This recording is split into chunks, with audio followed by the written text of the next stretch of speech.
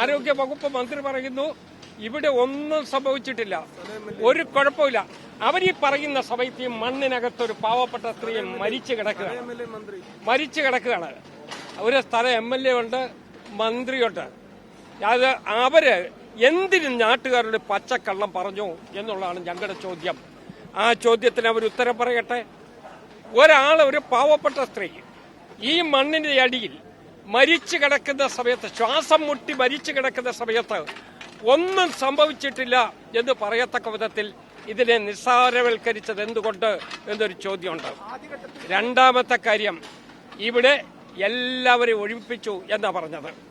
14 വാർഡിന്റെ ഭിത്തി ഇടിഞ്ഞില്ലേ? അതിന്റെ തൊട്ടപ്പുറത്തുള്ള ഭിത്തി ഇടിഞ്ഞില്ലേ? ഈ ഭിത്തി മുഴുവൻ ഇടിഞ്ഞല്ലോ. ഇടിഞ്ഞിട്ടും അപ്പുറത്ത് ആളുണ്ടായിരുന്നു എന്നുള്ള യാഥാർത്ഥ്യം ഇവർക്കറിയില്ലേ? അത് അറിഞ്ഞുകൊണ്ട് എന്തിന് കള്ളം പറഞ്ഞു?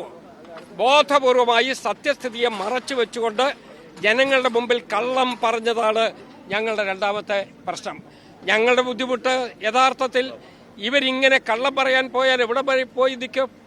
അങ്ങനെ ചെയ്യരുതായിരുന്നല്ലോ. ഈ തെരച്ചില് എന്തുകൊണ്ട് ഡിലേ ചെയ്യിച്ചു എന്നുള്ള ചോദ്യമുണ്ട്. ആ ചോദ്യത്തിനും അവർ ഉത്തരം പറഞ്ഞാൽ മതിയാകും.